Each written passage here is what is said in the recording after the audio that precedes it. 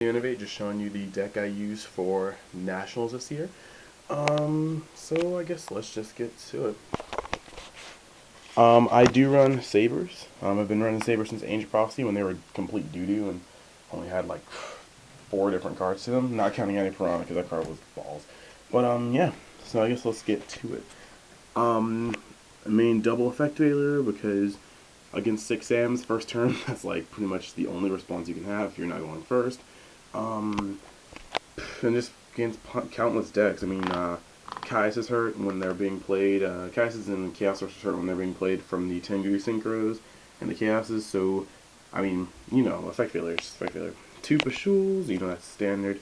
3 Full Helm Knights, 3 Dark Souls. Used to be against 3 Immer's Blades, but you know what? Sometimes in the X-Saber deck, all you need to draw is an X-Saber monster, and so I just put the 3rd one in. Boggart Knight, at 3, it's good if I'm facing anti-meta, or I know they're going to be having, like, heavy effect veilers, whatever. I don't mind siding him out, like, siding one of them out for another card. 3 Faltrolls, of course. 2 Pod Duality.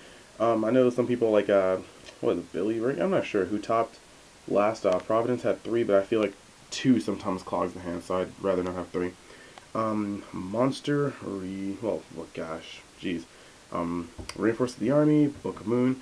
Mind Control, I love it. During the mirror matches, it's good, but it's an easy go-to side as well, so that's good.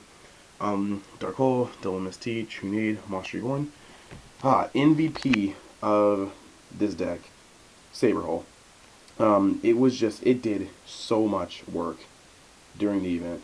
I mean, first turn, Full Helm Knight and Saber Hole face down. I mean, they Lone Fire, Saber Hole happens. They Tengu, Saber Hole happens. Or when they're trying to bait out your Solemn Warnings, trying to make you lose that 2,000 life points and get out of the way, you're just like, no, Saber Hole.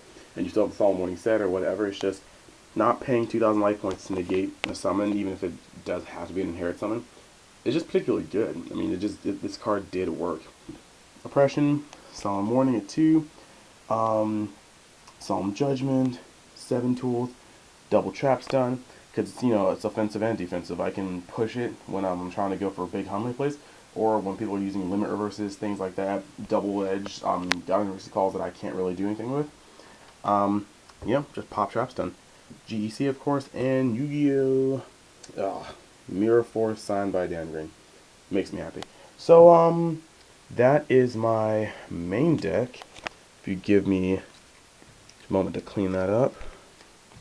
I mean, it's just kind of a standard, Saber deck. So it's like, I don't know, the Saber holes are kind of my biggest tech. And to be honest, like, people were taken aback when I used them. And that element of surprise sometimes is all you need.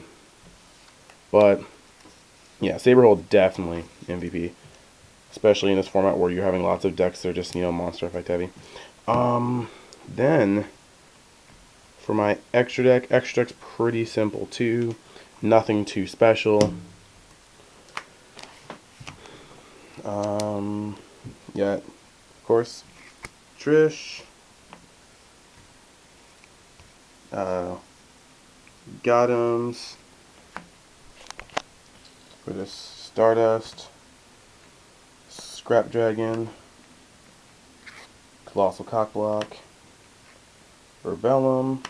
Need to release Souza, like seriously Souza. I'm going to say Souza like 5 more times. I'm going to put links over Souza. Black Rose Dragon. Brionic.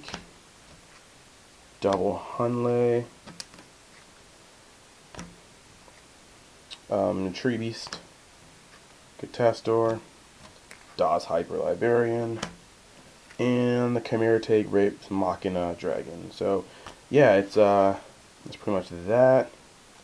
And then my side deck. Of course, 2 Cyber Dragons for Machinas and Katakuris. I mean, who wouldn't? I mean, that's if I run Chimera Tag, if I didn't run Cyber Dragons, I'd be a dummy bad player. 2 DD Crows. Excellent in so many matchups. You can control the graveyard if you're facing Lightsworn. You can attempt to control the graveyard if you're facing Herald, or any deck with Christia, but that one's not too advised. Does work against Sabers. Like, oh, geez, make GECs fizzle, screw over Full Helm Knight and full or Fall Troll plays. Tengus wreaks havoc against Tengus. You stop that pot sometimes, it can just cause you to have game. There